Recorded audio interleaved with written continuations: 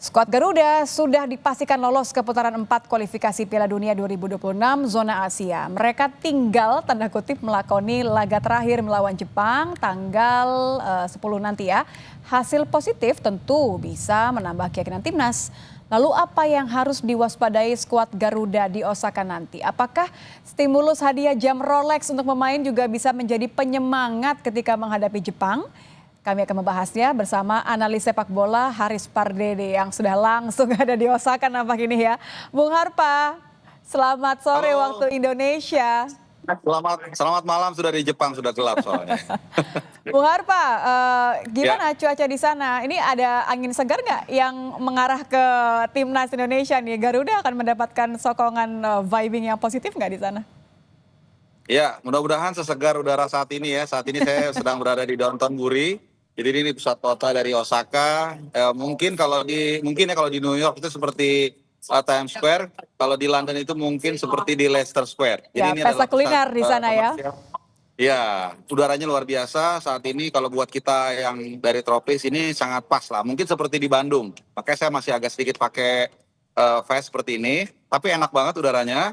Dan jam main nanti pun hari Selasa pun tanggal 10 juga kurang lebih jam seperti ini. Jadi kita berharap udara cuaca segar ini juga membawa hasil segar nanti saat kita menghadapi Jepang. Nah, kalau Egy tadi bilang katanya nggak masalah kalau dituruninnya nanti lapis kedua. Memang ada kekhawatiran itu sih. Walaupun saya nggak melihat ini sebagai kekhawatiran ya untuk timnas kita. Kan nampaknya kita sudah lebih bisa fokus ya kepada memang menambah jam terbang saja. Kalau Anda melihatnya bagaimana Bung Harpa? Ya, yang pertama yang mesti dipahami bahwa ini adalah pertandingan istilahnya itu joy match. Jadi kalau orang lari jarak medium itu ini adalah victory lap. Jadi it doesn't change anything.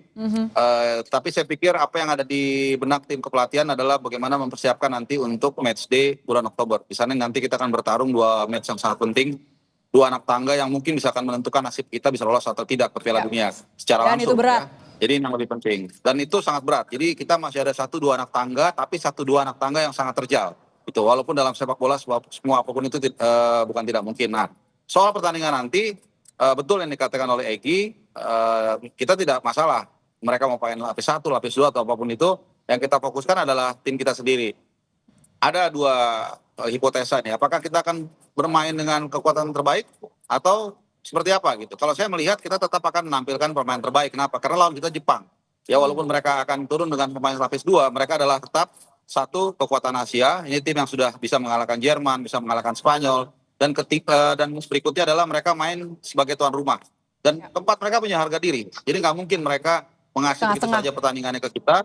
Iya, dan ini akan mempengaruhi poin mereka kan di ranking FIFA. Dan ini nanti akan ada implikasinya banyak. Termasuk juga saat undian, mereka unggulan atau tidak. Jadi sekali lagi, kita fokus ke diri kita, jadi nanti mungkin tetap tim terbaik yang diturunkan oleh Patrick Kluivert. Tapi bisa jadi ada 1-2 pemain yang katakanlah kemampuannya berimbang di posisi yang sama itu digantikan. Misalnya contoh Verdong, bukan tidak mungkin nanti Dinje akan main. Atau mungkin Ivar Jenner menggantikan let's say mungkin Ricky Kambuaya atau apapun itu. Walaupun saya sangat suka dengan Ricky Kambuaya, tapi intinya tetap dengan kekuatan terbaik, tapi mungkin hanya ada 1-2 pergantian. Oke, jadi nampaknya kalau sedikit perubahan ini kan masih 30 pemain yang dibawa ya. 23-nya mungkin nanti akan tetap ya rotasi sedikit saja begitu ya?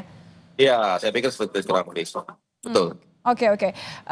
Ya tentu harapannya sih kita terbaik ya. Tapi terbaik itu kan sangat-sangat general. Kalau menurut Anda peluang Indonesia tetap mau lapis 2 atau pemain muda seperti lawan Australia waktu itu, peluang Indonesia bagaimana nanti melawan Jepang menurut Anda?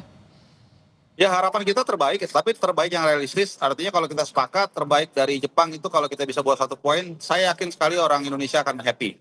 Ya karena sekali lagi lawan ini sangat luar biasa berat levelnya dunia, walaupun mereka sudah tidak berpengaruh sama sekali. Yang pasti juga saya khawatir kalau kita terlalu menganggap enteng pertandingan ini, kemudian kita kalah dengan skor besar, nanti akan membuat mood para pemain yang sudah sangat memuncak, sudah sangat baik ya selama round 3 ini kan kita cukup positif lah. Dan kemudian nanti persiapan ke round 4 mereka agak down. Jadi ini yang saya khawatirkan. Dan para pemain juga saya pikir sekarang sudah tidak ada pertandingan lagi kecuali mungkin Martin Paes, MLS dan juga Liga Jepang. Tapi kan Sandy Walsh juga nggak dipanggil. Jadi pada umumnya para pemain itu seharusnya lebih lepas. Ini pertandingan yang sudah tidak menentukan lagi dan mereka juga di klub rata-rata tidak akan tampil. Jadi mereka bisa mudah-mudahan bisa memberikan kemampuan terbaiknya dan kalau buat saya berharap beberapa pemain juga yang katakanlah minim dapat mendapatkan minute play itu bisa diberikan kesempatan lebih banyak lagi walaupun tetap orientasinya adalah kita mendapatkan hasil dalam hal ini targetnya adalah mendapatkan 1 poin yang sangat besar. Ini gonna be one big point kalau kita bisa menahan imbang Jepang. Nah, menarik kalau Anda katakan ini adalah victory lap ya. Artinya memang tidak it won't change anything, tapi tentu menjaga mood dari para pemain ini menjadi sangat penting. Kalau Ya, kita bicara betul. sedikit saja persiapan ya, walaupun masih Oktober nanti. Apa yang menurut Anda tetap harus dijaga nih sampai nanti? Karena lawannya, wah, berat sekali. Iya, ya saya pikir kekompakan, chemistry yang sudah terjalin dengan baik ya kita bisa lihat di Bali kemarin di TC sangat vibes sangat positif sekali. Kemudian juga Patrick Kluivert sudah mengatakan dia berharap dia cukup puas ya dengan skuad yang ada. Saya pikir kalau ya nggak tahu ya kalau nambah lagi mungkin nanti ada penyesuaian lagi. Sementara kita nanti hanya ada international break kalau saya nggak salah itu 1 bulan September. Jadi kalau memang ada penambahan, saya berharap itu benar-benar pemain yang punya kualitas. Kalau misalnya mirip-mirip nanti sama aja. Kita malah lebih banyak untuk membutuhkan waktu untuk chemistry. Sementara kalau timnas dengan klub ini beda. Kalau klub mereka bisa di drilling tiap hari bisa ketemu. Sementara kalau timnas kan enggak. Mereka sibuk dengan klubnya masing-masing. Mungkin baru ketemu nanti 1-2 hari dan ini menyulitkan kalau memang nanti ada pemain baru. Walaupun kita nggak pernah tahu ya masih ada waktu 3-4 bulan. Bisa saja PSSI kembali mendatangkan pemain naturalisasi baru yang mungkin skillnya di atas rata-rata. Oke, menjaga mood termasuk juga memberikan hadiah jam Rolex nih. Juga bantu untuk nambah. Ya kita harus apresiasi Terakhir, ya. Bung. Saya pikir itu sesuatu bentuk perhatian yang sangat positif dari pemerintah diwakili oleh Pak Presiden Pak Prabowo. Oke, baik, terima kasih Bung Harpa sudah bergabung bersama kami. Selamat menikmati udara di Osaka, jajan di Dotonbori. Jangan lupa untuk menyaksikan Thank you. langsung, laporkan ke kami ya bagaimana nanti timnas berlaga di sana. Terima kasih Bung Harpa.